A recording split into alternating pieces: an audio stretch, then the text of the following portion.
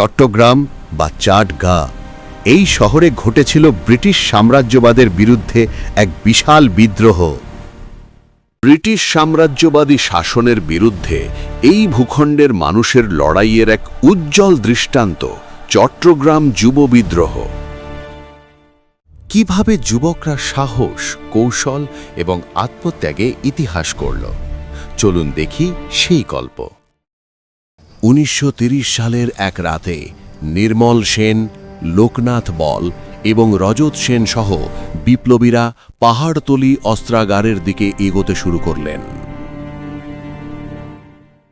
গোপনে পরিকল্পনা করা হয়েছিল, চারপাশে সৈন্যরা গেট খুললেই তার অবতরণ করবে। খাকি পোশাকের বিপ্লবীরা উচ্চ সামরিক অফিসারের ছদ্মবেশে অস্ত্রাগারের সামনে উপস্থিত হলেন। দুজন পুলিশ নিঃশব্দে স্তব্ধ হল, পরিত্যক্ত রাইফেল দ্রুত তোলা হল। অবশেষে দরজা ভাঙা হল এবং সমস্ত অস্ত্র বাহিরে নিয়ে আসা হল। 18 এপ্রিল অম্বিকা চক্রবর্তীর নেতৃত্বে বিপ্লবীরা টেলিফোন ভবনে পৌঁছান। কর্মচারীদের সরিয়ে দিয়ে হাতুড়ির আঘাতে যন্ত্রপাতি ধ্বংস করা হল। তারপর পাশের টেলিগ্রাফ রুমে ঢুকে সমস্ত যন্ত্রপাতি ভাঙা হল। নরেশ রায়ের নেতৃত্বে কয়েকজন বিপ্লবী যুবক রাত 10টার সময় ইউরোপিয়ান ক্লাবে পৌঁছান। সেদিন খ্রিস্টানদের গুড ফ্রাইডে, তাই ক্লাবে কেউ উপস্থিত ছিলেন না। হতাশা সত্ত্বেও তারা পুলিশ অস্ত্রাগারের উদ্দেশ্যে রওনা হন। জালালাবাদ শহর থেকে প্রায় 5 মাইল দূরে একটি উঁচু পাহাড়।